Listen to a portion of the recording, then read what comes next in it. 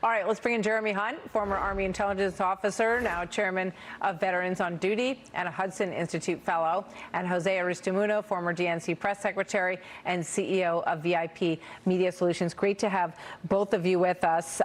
Just along the lines of showing kind of what this debate, how this debate is shaping up, let's play this one, number one, from CNN. I think these are windows into the souls of these anti-American radical communists. Scott, If you hate Thanksgiving and you hate the 4th of July, what you're really saying is, I hate some of the pillars that undergird American culture. If I were Christmas and Easter, I wouldn't be feeling too comfortable right now. Jose, what do you say to that? Look, I think it's crazy. I mean, look, I'm a Democrat and I love 4th of July. I love football and anything that has to do with the greatest country on earth. But let me just say this quickly. I think there's a big internal fight in the Democratic Party between regular Democrats, folks like myself, and crazy socialists. I think we're winning a lot of those fights. We won one yesterday as a moderate Democrat in Wisconsin, but we're losing fights like the one that we lost in Michigan. So this fight is far from over. But look, I think Democrats like myself need to continue to come out and say, look, we care about capitalism, we care about the economy, and making America more affordable for everybody. Yeah, I mean, I think this is going to get pretty nasty, Jeremy Hunt. And there have been indications that that will happen. And I think that, you know, some of this stuff, you can laugh about, you know, 4th of July and Thanksgiving and everything.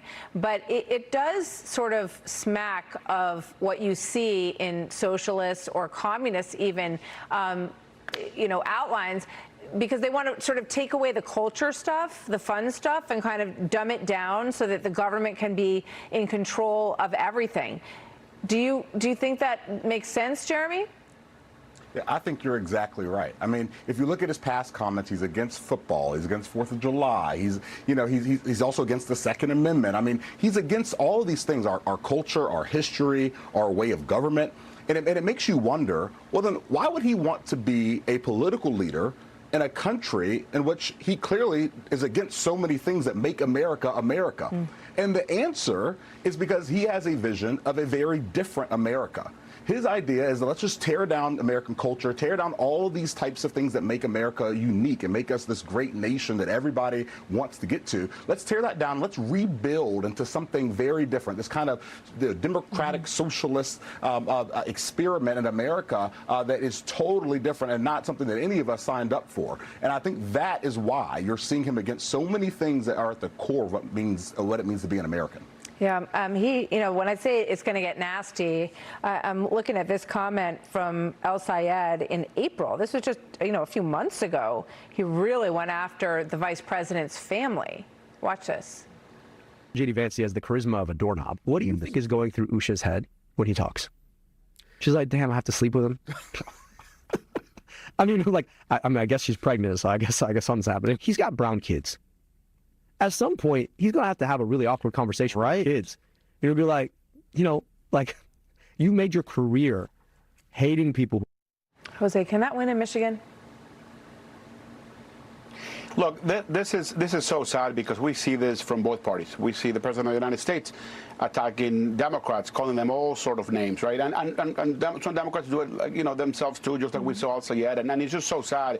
Number one, we shouldn't be given to personal attacks. We should focus on the economy. We should focus on the policies, not on the personal issues. But I think there are extremes, Martha, on both sides. On my party, on the Republican Party, there's a lot of crazies as well. But we got to tell the American people, look, there's a majority, maybe a silent majority of Americans who are regular folks that really just want the best for America.